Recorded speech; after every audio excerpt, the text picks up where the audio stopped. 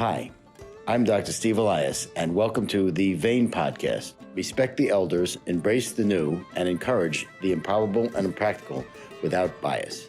Okay, so welcome everybody to the veinPODCAST. I'm Dr. Steve Elias. So today we're going to talk about some stuff that's relatively new in terms of technologies, and the theme of this podcast is really venous thrombosis, the changing paradigm.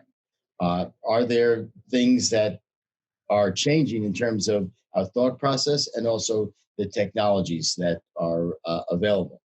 With us today is Makis Avgerinos from the University of Pittsburgh, and he just told me he'll be splitting his time over in Athens, Greece as well. He's a vascular surgeon. Tom Bernik I work with him actually. He's the chief of vascular over at Englewood Health in Englewood, New Jersey, a vascular surgeon, obviously. Mitch Silver from Ohio Health, who's an interventional cardiologist, but not your run-of-the-mill interventional cardiologist, as he says. He takes care of all of the arteries and blood vessels, veins as well, from the top of the head down to the tip of the toes. And John Moriarty, who is interventional radiologist at UCLA. So welcome, guys. As we said, the topic is acute venous thrombosis, the changing paradigm. So I want to ask you, start thinking about it, and then I'm going to pick one of you guys to answer first. Why has this become so popular? I mean, 10 years ago, this was like a relatively mundane topic, or even 5 years ago, that nobody was all that excited about. Why now at every single meeting and every single, virtual meeting as well, this is kind of a hot topic, the treatment of venous thrombosis. So, Mitch, let's start with you. Great. Thanks, Steve. It's a good question. And, I think you're right. It's been an orphan disease for years, right? Undertreated, underrecognized. Everybody that had a swollen leg from an acute DVT was put on oral anticoagulation and kind of pat on the back. Good luck. Hope you do okay. And, I think in part, thanks to our industry partners, they've given us the technology and the tools to really treat patients with acute DVT in a way that's very safe and very efficacious. And, once you get into this space of venous disease, you realize the patients that get treated with oral anticoagulation, they sometimes don't do very well. And in fact, the story with iliofemoral DVT, about 50% of patients have post-thrombotic syndrome with just oral anticoagulation. And it's a huge quality of life hit. It just didn't get taught in medical school well. It didn't get taught in residency. It was an orphan disease, but it's really received a lot of attention. And I think it's great because it's very gratifying to treat. Yeah, I mean, and Tom, you've been taking care of this stuff since the early 2000s. But again, it was not like, the sexy thing that people were talking about at meetings. Why do you think now, aside from what Mitch said, why do you think now we're all excited about this? Yeah, this was, I first got interested in this back in 2002, 2003, and when AngioJet first came out, and I kind of embraced the technology.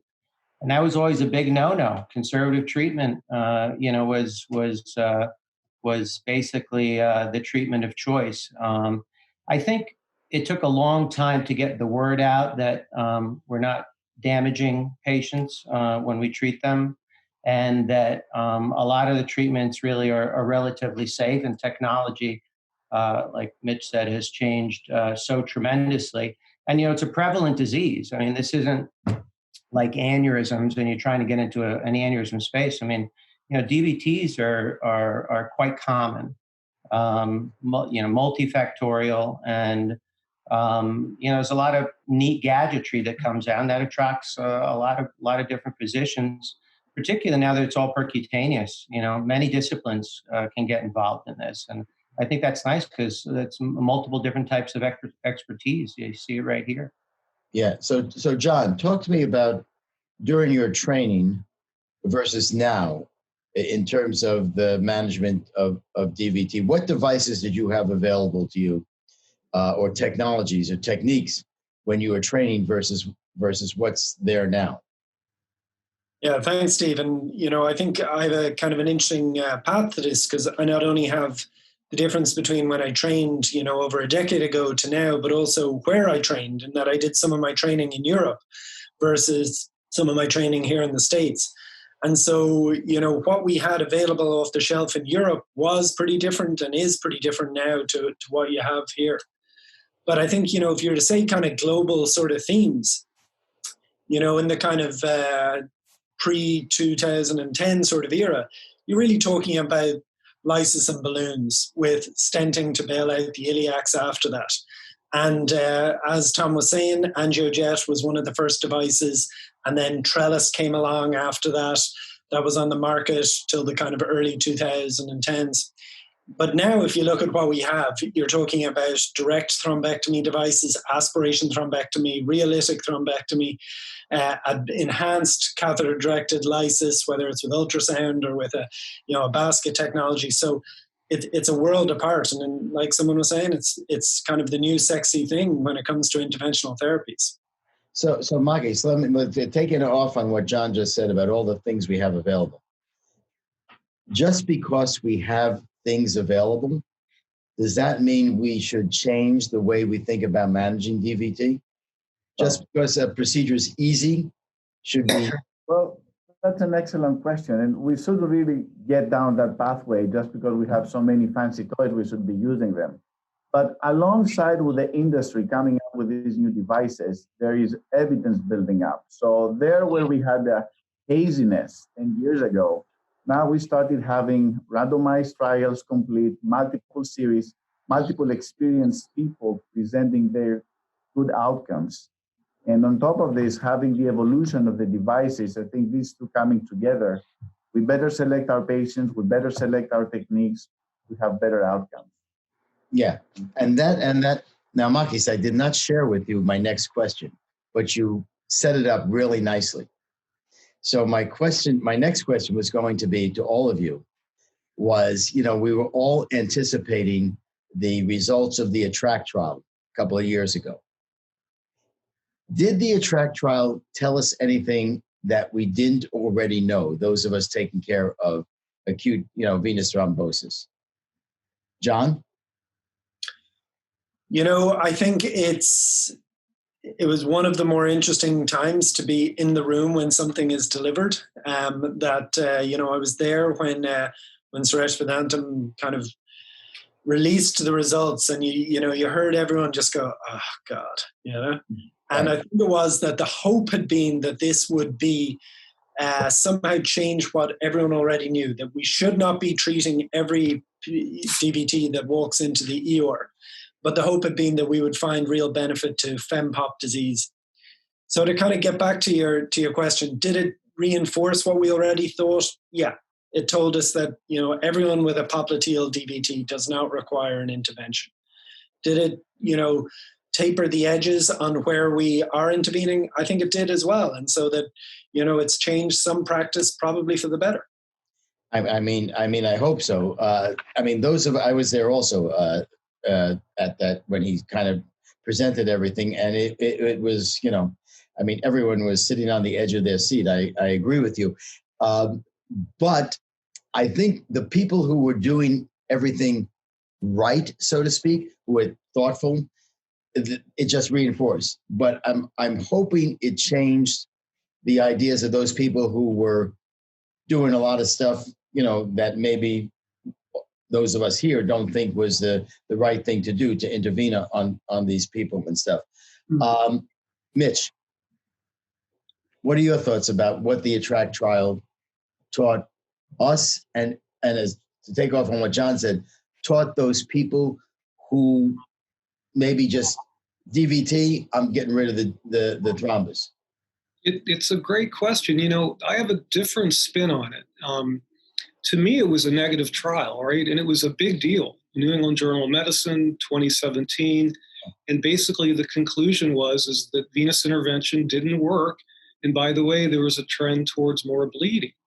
But I think the big point is it was a very important study, but it's not the way in which we do venous intervention now. That study started in 2012. It took 5 years to enroll. And we've learned a lot from the ATTRACT finish to where we're at. And if you look at ATTRACT, they didn't use IVUS very much. It was mostly venography. Their lytic times, where the mean was like 20 hours. We rarely ever infuse somebody that long anymore. Venous stents weren't around, dedicated venous stents. The stent rate was only like 28%.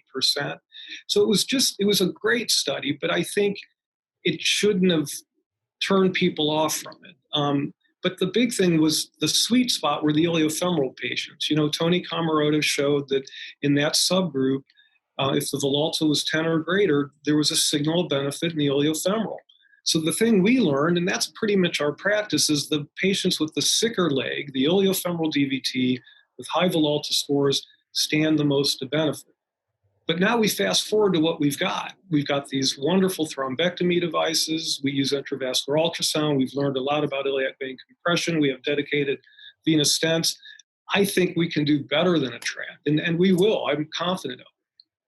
Yeah, I think so too. So Tom, when you were lysing these people back in the early 2000s and stuff, what was the thought process going around like, okay, we got rid of the thrombus. Do we need to do anything else? Was it a low amount of people that we said, look, we got to treat the underlying problem? Or what were most people, were you doing saying, hey, this guy's looks like a stenosis here. I got to put a stent in this person. Yeah, interestingly, I wish, I was in private practice at that time, and I just didn't have the ability or the resources to publish my data back then. But early on in 2004, I had my own series that I did, which was arterial venous, and some AV access, SVC syndromes, everything. And, the data was really kind of very similar that you see across the board. And very early on, I actually came to my own conclusion, which was that, below the inguinal ligament and popliteal, it just doesn't work great. My theory was clean the clot, obviously, just like we do with AV access or anywhere else. Find the underlying problem, because there usually is an underlying problem, and treat it. I even went as far back then to lyse through the leg, wrap the leg, and put IVs in the foot, and try to drive, saline and TPA deep into the system. Yeah. It didn't quite work, So it reinforces really what we kind of thought we knew, and in fact, it is true now, unfortunately. So Makis, let me ask you. I want you to talk about the two extremes, and then all of us are going to talk about the gray areas. Mm-hmm. So give me the best case scenario to consider some type of thrombus removal. And I don't want to use the word thrombolysis, because we're going to get into a little bit later on the non-thrombotic treatment and the non-thrombolytic treatment and the thrombolytic treatment of venous thrombosis. What to you, Makis? You get the call from the resident of the ER. What case are you salivating that you can't wait to get in there? Well, that's an easy question. If you want the extreme, this is a phlegmasia case. The patient who has like the extremely swollen leg, extreme pain, and he starts having sensory loss. That's an easy call. Okay, so now give me the opposite easy call, which is, what is the patient you absolutely would say, no way, I'm doing nothing, Well, the old patient with femoral popliteal DVT, a patient more than 70 years old, more than 75 years old with femoral popliteal DVT, some swelling. Okay, that guy you're doing just anticoagulation. Right. Okay, John, give me one gray patient. One patient where you're not quite sure, should I do it or shouldn't I do it? Give me a clinical scenario. I would say the person who is super active, a runner, sportsman, whatever it is, and has some limitation based on their presentation, but they're in no way going to Makis's extreme of the phlegmasia. But they are limited, and it's getting in the way of their quality of life.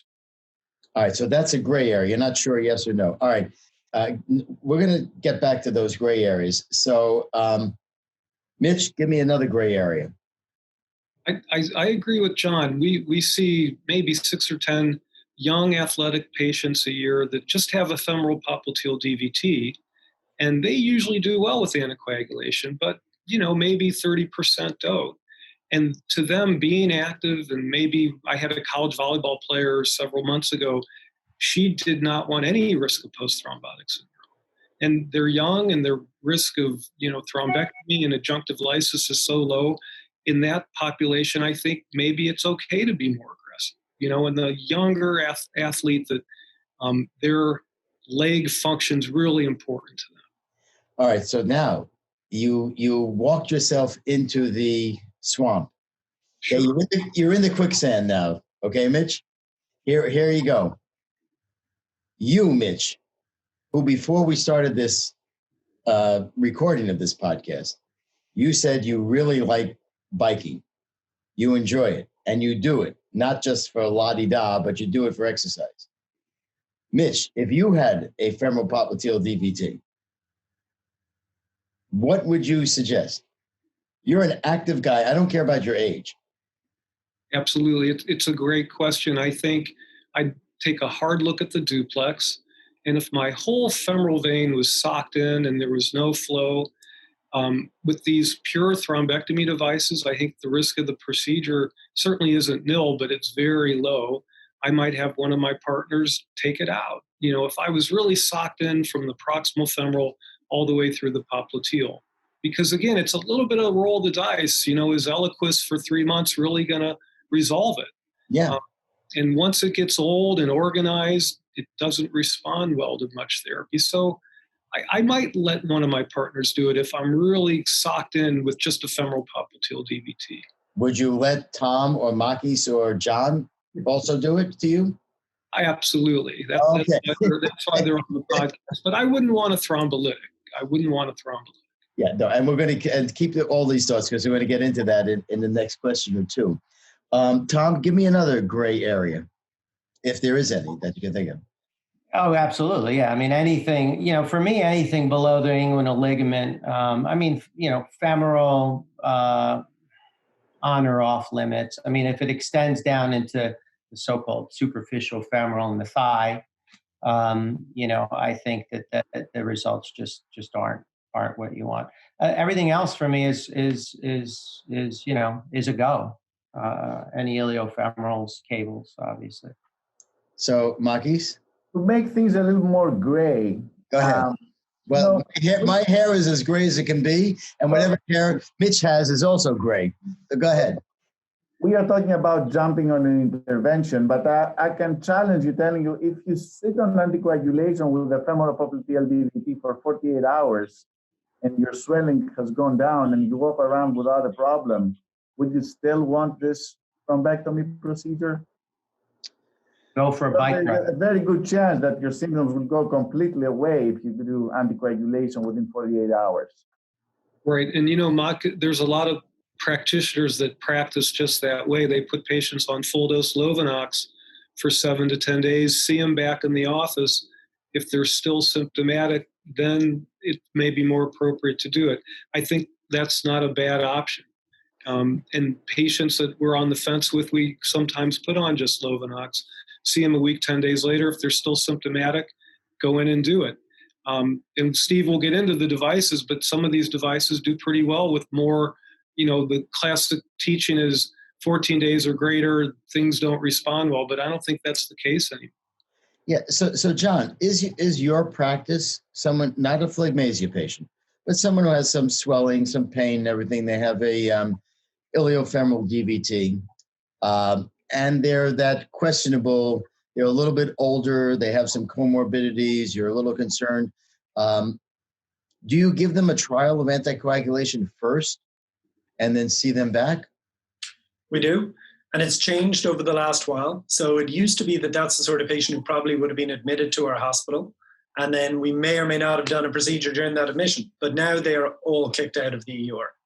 And so they're the people who come back to our office. They get an appointment for 5 to 7 days. And if they are symptomatic still on their DOAC at that stage, then we'll have the talk with them and about an intervention. But there is that percentage of people who either don't show up or are symptomatically great. And I think it's a bit of a learning thing for us that there are some of those who definitely 5-10 years ago would have had an intervention and ended up in the same spot as they were with just the anticoagulation. Yeah, I don't think in general it would be wrong to watch somebody for a couple of days on I prefer Lovenox because it's acute and there's an inflammatory thing, and then bring them back just like Mitch, you guys do and stuff, and see how they do. But I want to use the analogy of most of you were not around when we changed from open gallbladder surgery to laparoscopic gallbladder surgery, but and probably most of you didn't do general surgery training. Tom probably did, and Makis. Did you do general surgery training, Makis? Yes, I did. Okay. My point is, all of a sudden, when the procedure became less morbid to the patient, there were many, many more people that were undergoing cholecystectomy from the laparoscopic viewpoint. So I want to get into a little bit of the technologies that we have. And because these technologies, Mitch, as you already alluded to, are more benign now than perhaps they were when we were doing, intravenous TPA or urokinase or whatever, does that change our indication? So talk a little bit about, Makis, why don't you give us a little talk about some of the technologies, maybe the Penumbra device, how that works? The Penumbra device, I personally started using it around 2016. This came out of the stroke world, and when the Cat 8 came out, that was a relatively big device and appropriate for venous. And I started using it in both DVT and PE. We actually later took it also to the peripheral arteries. But as far as the DVT, particularly when you're treating a clot that's relatively fresh, Penumbra Cat 8 could actually work without any lytics. But even if you had like a subacute clot, you could actually do pharmacomechanical thrombolysis the way we are used to use it with angiojet. This turbo pulse technique, inject some TPA, and I'm not against TPA. I actually like some TPA for the patient who's not contraindicated. So Penumbra Cat 8 with some TPA on occasion would actually work very well. Just an 8 French sheath, torqueable device, easy trackable device. It's not very bulky and can navigate around without difficulty. And now, I'm sad because I haven't yet used it, the Cat 10. And I'm looking forward to it. I anticipate like a lot better results, bigger chunks of clot removed. But I'm still waiting to use it. So that's a non-thrombolytic device. I mean, you can use thrombolytic with it, but in general, you don't have to. Mitch, you want to give us another thrombolytic device, your experience with the ClotTriever? I know you have experience also with FlowTriever with PE, but let's talk about ClotTriever for not PE, but for IVC and iliacs, et cetera. Yeah, no, thanks. We've got a very busy VTE program, so we've tried all the devices. We really have. And ClotTriever for iliofemoral DVT has really revolutionized our practice. It's a pure thrombectomy option. It's very rare that we have to give any adjunctive thrombolytics. And the first impression is, well, that's great. Bleeding complications are going to be less. But what it also means is it increases your therapeutic window for patients that have contraindications to thrombolytics, patients that are post-op brain surgery, spine surgery, that before you had no option for venous intervention. But it also translates into that, single session result. Patients go home the next day. Their length of stay is shorter. The hospital system loves it because of the economics. So for us, ClotTriever, because it really is a pure mechanical thrombectomy, I can count on one hand the time we've had to give adjunctive lytics. We get the on-the-table result, and it's been very good. It's been very good. Yeah, no, we've had a good experience as well. John, now let's move into the thrombolytic options.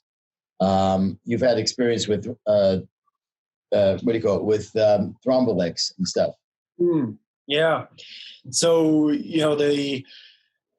as we were talking about earlier on with ATTRACT, the bulk of the evidence for what we do comes about from catheter-directed thrombolysis. So if you have something that kind of builds on that evidence and makes it into more of a single session treatment, then that has a certain cachet and hook to it. And what the Thrombolytics company have done is they've come out with a line of catheters, the Bashir line, which have a basket that expands up on one end. And the idea being that it kind of macerates the thrombus, disperses TPA deep into it. So, you uncover these fibrinogen binding sites that previously the TPA wouldn't have gotten into. And then it also has a multi-side hole catheter down the shaft so that you can treat long segments as well. And so we've had pretty good experience over the last short while, maybe about 6 months or so with it. And I think it has a role. I think it's been definitely better than what we had before. And I think that increasingly what we see, to Mitch's point, is that there's a large volume of patients who need this sort of treatment, and that one device is very good for one portion of that population, and that perhaps this will be good for a different portion of the population, maybe the younger people who TPA may be a very good option for. So I think it's going to be interesting to see where it fits in with the armamentarium of all the devices over the next while. Yeah, and I agree with you. It has the ability to infuse, make multiple channels and infuse, throughout the thrombus rather than just a central channel as well. So, the theme of this podcast is respect the elders, embrace the new, and encourage the improbable and impractical. So, Tom, tell us a little bit about the elder statesman here, which is the AngioVac, the AngioJet device, and ECOS a little bit. So, look, AngioJet's one of the oldest out there, right? And the nice thing about the AngioJet has always been it can be standalone therapy. It was standalone therapy. Works by Bernoulli principle, shoots saline out, sucks it in, creates a vacuum, immortalates it, takes it out of the body. The catheters have evolved tremendously since then, and now there's the Zolante, which is the 8 French catheter, which is a lot more powerful. We've been asking for that since day one, because anytime you got into the IVC with the 5 French catheters, it took forever. The downside, and I've noticed it several times. I've had several cases. That is, there's a renal issue potentially, and that's the scare. So even if you're not thrombolysing, you're still getting systemics no matter what, and you're lysing cells. And I think that burden on the renals, if you're not hydrated, can be quite detrimental. So I've had 2 people go into frank renal failure with full reversal, young people. I don't know if it was some kind of crazy allergic reaction, but you do have to be careful, particularly with these new catheters, and if you're in the IVC and around the renals. But it can be standalone, and the nice thing is pulse spray. We used to do it with clamping the outflow. I'm sure, whoever's been around long enough did that. And then, that kind of evolved to give us the pulse spray functions on the machine. So it's a great all-around device. Yeah, no, and many times we use it kind of as maybe not first line, but kind of as a cleanup if there's anything left over. So let me, Mitch, you look like you want to say something. No, I'm enjoying the discussion. Go ahead. I do want to make a point, but go ahead, Steve. No, I'm going to change a little bit. So if you want to make a point on this, make it. The thing that the ClotTriever and FlowTriever has taught me, and you as a surgeon, you probably have known this, is the clot that we pull out, we actually get to look at it and play with it and touch it. It's very heterogeneous. Some of it is bright red and very soft like Jell-O. Some of it is white and it's like rubber. It's like calamari. And I think in part, the patients often have more sort of subacute presentations, and the clot could be instead of very fibrin-rich in an acute clot, it's very collagen-rich. And that's why thrombolytics sometimes don't work that way. And again, that's why I've been really pushing towards this device that no lytic, pure thrombectomy, and it's aggressive enough that it pulls, the wall adherent more chronic clot off the iliac vein very nicely. And it's taught us a ton. And as a cardiologist, I never got to see clot like that. It's really impressive how heterogeneous the clot is. Yeah, no, we see that but I just want people to understand, even though it's called the clot triever, clot only occurs in a test tube. Thrombus occurs in the body. So they should have called it the thrombus triever or whatever the hell they're going to call it. But we all get the idea. We all call it clot. And because obviously we call it deep venous thrombosis. We don't call it deep venous clotosis. So it is it's a thrombus that we have. So let me challenge you guys. Why should the algorithm not be for anyone with acute venous thrombosis? Why should the algorithm not be, except if it's a leg-threatening, problem? Why should it not be anticoagulation for a few days, see how the patient does? They're not doing well. The next thing you do is a non-thrombolytic device. And if you can't get the thrombus out of that, you then go to a thrombolytic device. Is there any reason that algorithm should be different? Or is this just somebody jump in? I mean, I think that sounds like a very reasonable algorithm, but still, there are some exceptions. For the patients who have extensive iliocaval DVT, how many times do you think you can be successful with a single session thrombectomy? Even the clot triever, even the penumbra, because I like all devices. Mm-hmm. The clot triever can not get the entire lumen of the vena cava. Many times we have patients who have IVC filters. Again, these devices do not work great through IVC filters. So lytics for the appropriate patients still have a role for a few hours. But overall, I think the algorithm you are suggesting is a good start. John? I agree completely. I think it's a really good start. I think there are going to be people who are going to start asking about the cost of this.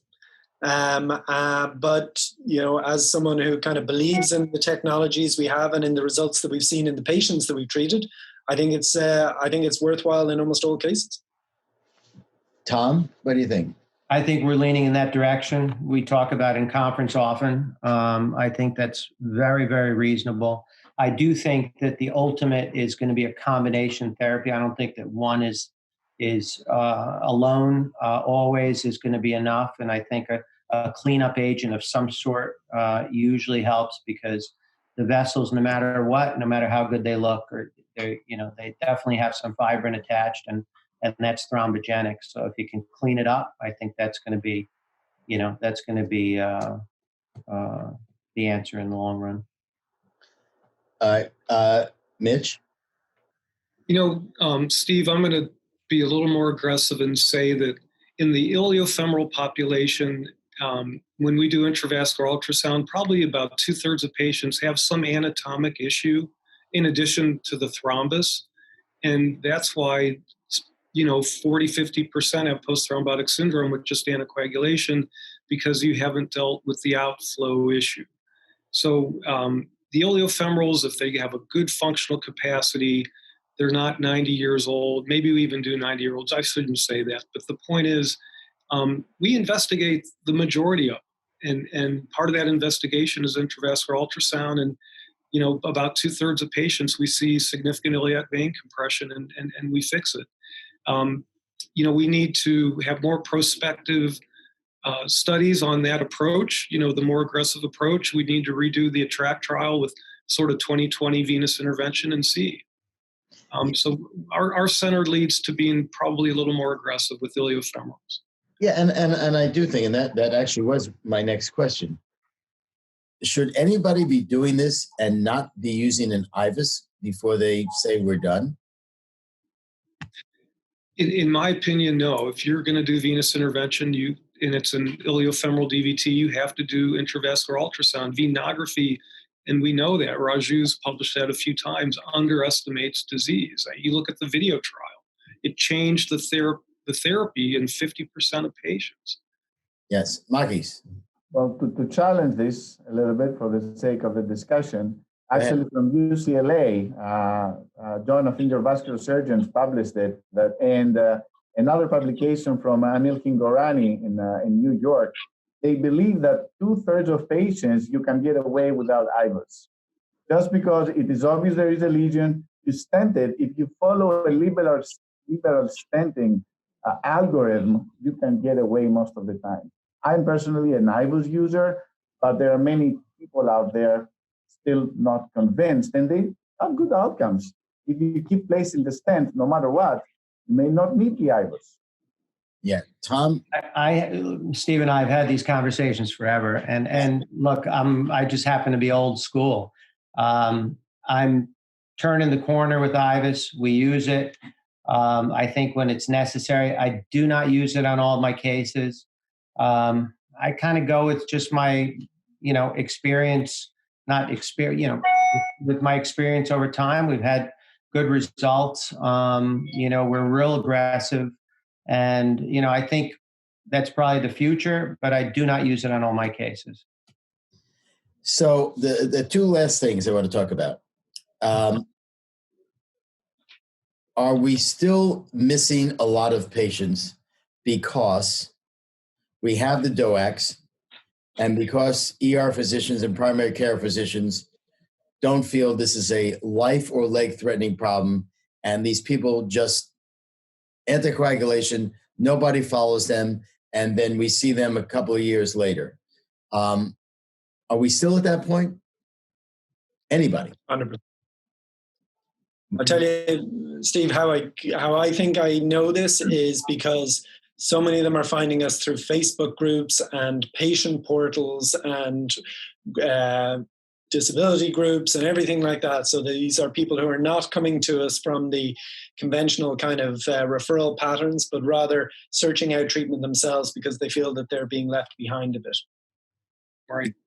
Yeah, and I don't think the primary care physicians, the internists, the hospitalists, or the emergency room doctors care whether there's data or not. I think they just feel it's relatively easy to give them a pill and go home.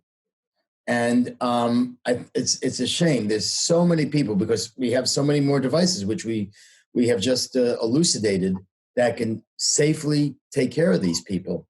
And I honestly think that, as I asked you, Mitch, if you had your, femoral popliteal DVT, I honestly think the safer these things become and the simpler they are, more people should probably wind up having their thrombus removed rather than less people, honestly.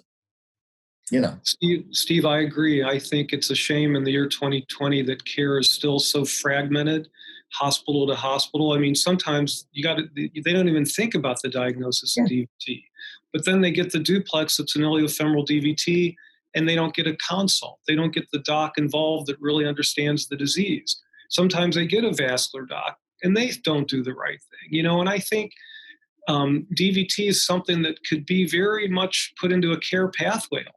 90% of the time we can probably do the same thing. Care is very fragmented. And John, you're right.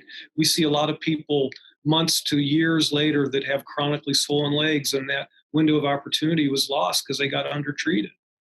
So all right, let's get down to the end here. So what are we missing? I actually have a couple of things I think we're missing, but I want to get your guys' thoughts first. What are we missing in the management of acute venous thrombosis? Anything, or we have everything? I'm not even talking about devices. I'm talking about a thinking process. I'm talking about a diagnostic process. Is there anything we're missing that we would want that we could make the care of these patients better?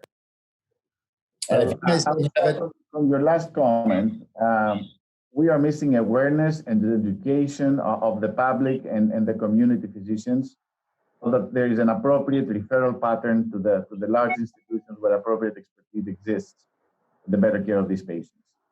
Right. All right. So I'm going to throw some things out because you guys didn't have time to think about this. I did before this podcast. How about, would it be good if we had better criteria to determine the age of the thrombus? Would that be helpful to us in managing these people?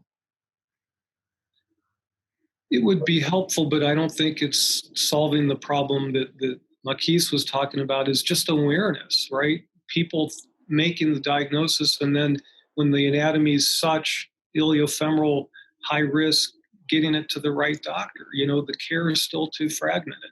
I'm sure, I think that would be helpful if we could use MRI or what have you to really date the thrombus, but I don't know at the end of the day how much it's going to really help, to be honest.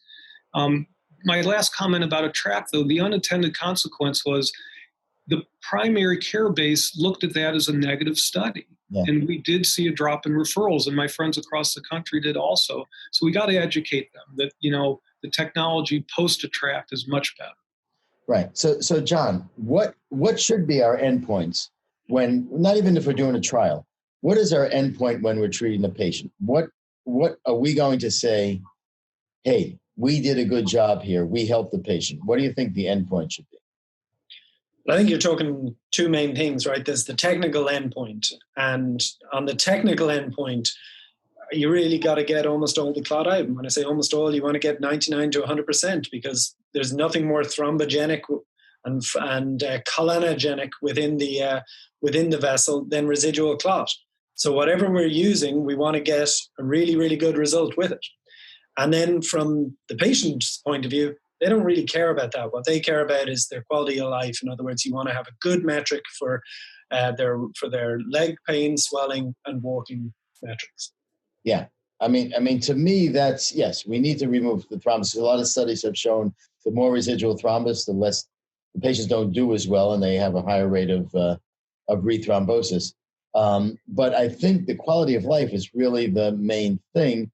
And the best thing we have is a Villalta score, but it's not the best, really. We're all saying that, and we're all like, okay. But in every single paper, the Villalta score is quoted that it got better in all these people. But yeah, the quality of life is really the key. Fast forward 10 years from now. What would be the best thing? What would be your, like, the world of Oz, the land of Oz in the management of venous thrombosis? What do you want to see? Someone hits the ER, iliofemoral DVT, swelling, pain, not a threatened limb. What would you say? What is your, like, fairy tale ending? Well, obviously a non-invasive external something, whether it's ultrasound based, that will break up the clot without any kind of invasive intervention and put all of us out of business, which would be good for patients, but bad for us. Well, okay. You're being very altruistic. I don't know if I'd be that altruistic, but 10 years from now, I may not be practicing, so that's okay with me. John, you are the Wizard of Oz, John. Yeah. You are going to make everybody happy. What do you want to see?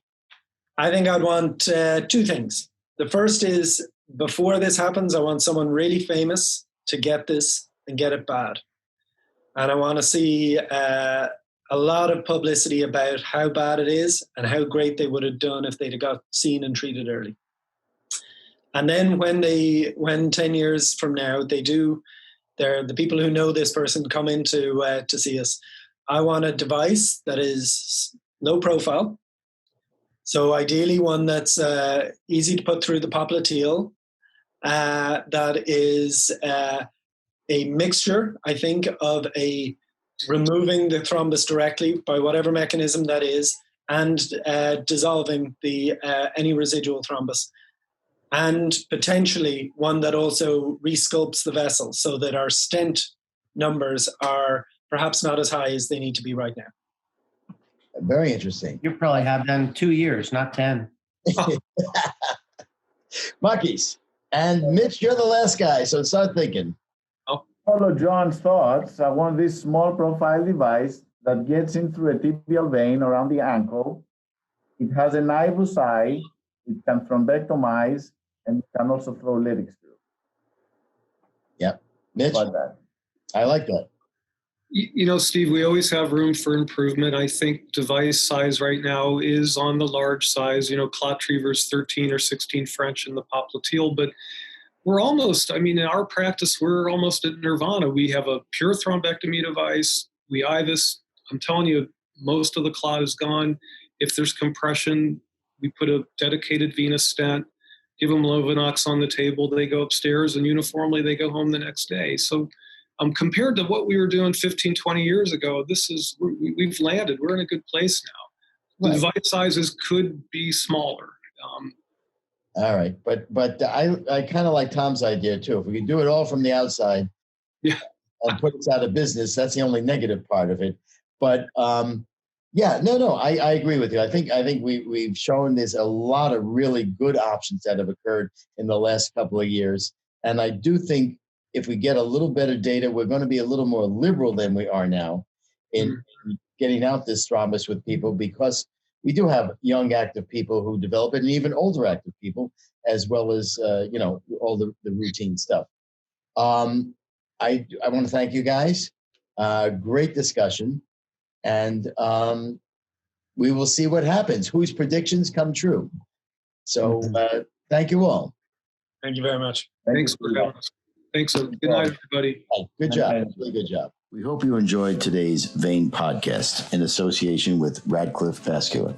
We aim to bring you important topics from the vein world, either topics that we ourselves feel are important or you, our listeners, feel are important. So review us on your favorite podcast app or send your thoughts, comments, and questions to podcast@radcliffe-group.com. That's podcast@radcliffe-group.com. You could also register to access newsletters, videos, and peer-reviewed journal articles. Thank you. Glad you listened. This is Dr. Steve Elias, and we'll see you on the next veinPODCAST.